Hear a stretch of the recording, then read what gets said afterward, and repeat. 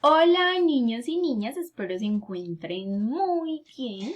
Hoy quiero compartir con ustedes una historia muy interesante del libro Don Quijote de la Mancha. Esa historia se llama La historia del Cardenio.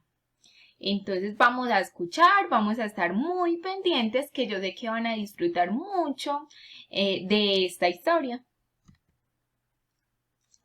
En pleno monte de Sierra Morena, y después de encontrar una maleta abandonada con ropa y algunos doblones, Don Quijote, Sancho y un cabrero, al que encontraron en aquel lugar, se quedaron estupefactos ante la aparición del supuesto dueño de la maleta, un hombre vestido con apenas unas cuantas prendas roídas, y que parecía melancólico y muy hambriento.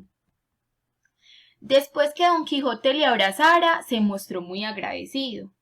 Debo agradecer su cortesía, caballero, y me gustaría pedir, si no es demasiado, y por amor de Dios, algo de comer.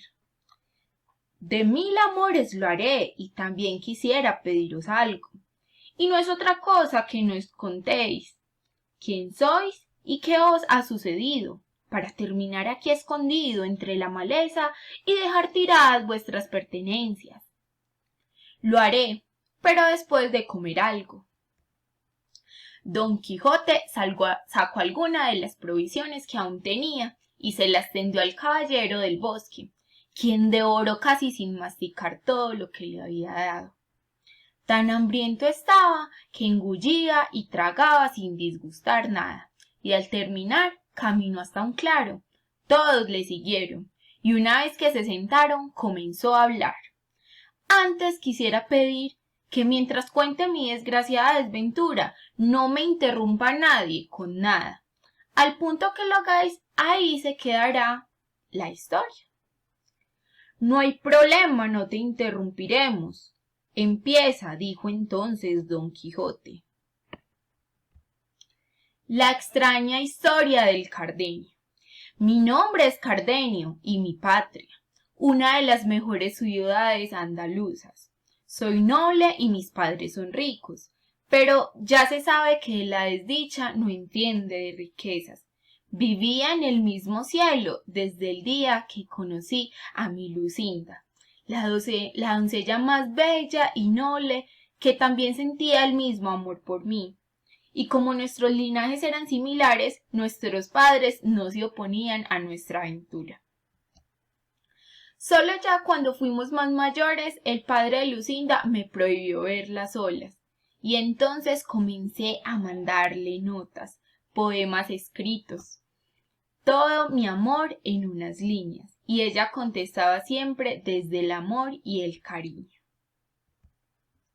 Y un buen día me armé de valor y pedí a su padre la mano de su hija. Él no se extrañó, pero me dijo que debía ser él quien hablara con mis padres, y que de buena gana lo haría. Me fui feliz de allí aquel día. Pero al llegar a casa encontré a mi padre con una carta recién leída. Uno de los duques más poderosos de Andalucía, Ricardo, pedía que me convirtiera en el compañero de su hijo mayor. Debía acudir allí de inmediato y eso significaba abandonar mi ciudad y a Lucinda. Don Quijote y la caballería. Pedí a su padre que esperaran un poco, que volvería, y partí con tal propósito hacia mi nuevo trabajo. Allí conocí no solo al primer hijo del duque, enseguida congenié con el segundo hijo, Fernando. Teníamos tanta confianza que pronto me contó que se había enamorado de una labradora muy hermosa. No paró hasta ganar su amor. Pero una vez conquistada, su deseo se deshizo como la niebla, y para escapar de aquella situación me pidió ir a mi casa unos días. A mí me pareció buena idea, sobre todo porque así podría volver a encontrarme con mi amada Lucinda. Y pronto partimos para allá, y al volver a ver a mi amada, mi corazón volvió a encenderse. Y no dudé en contarle a mi amigo eso que ardía en mi pecho, tantas alabanzas soltadas de mi amada, que él quiso conocerla. y al pronto comencé a sentir miedo. De hecho, intentaba él siempre leer las cartas que yo le enviaba y lo que ella me respondía. Entonces, un día, Lucinda me pidió un libro de caballería, Amadís de Gaula, porque a ella le encantan estos libros. En ese momento, Don Quijote se emocionó y olvidó su promesa de no interrumpir el relato. ¿Que le gustan los libros de caballería? Con solo haberme dicho esto desde un principio, hubiera entendido la gracia y majestuosidad de tal doncella.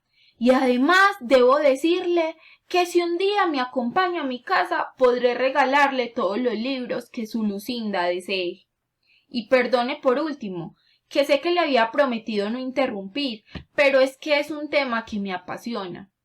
Pero mientras Don Quijote decía todo eso, a Cardenio se le había caído la cabeza hacia adelante y se encontraba en un trance inquieto, y de pronto soltó un comentario hiriente sobre Amadís de Gaula, y Don Quijote enfadado montó en cólera.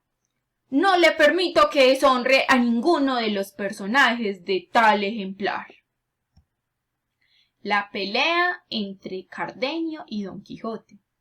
Y estaba ya Cardenio en trance, cuando saltó el resorte de la locura y arremetió contra Don Quijote, lanzándole una piedra que le tumbó de un solo golpe. Quiso Sancho defender a su señor y terminó dolorido por los puñetazos que le dio el andrajoso de la triste figura, quien se fue por donde había venido. Sancho entonces le echó la culpa al cabrero. La culpa es tuya por no avisarnos de que ese hombre está como un cencerro. Mía, protestó el cabrero. Si yo os avisé y no me hicisteis caso. Y Sancho se enzarzó también con el cabrero. Menos mal que Don Quijote consiguió separarlos.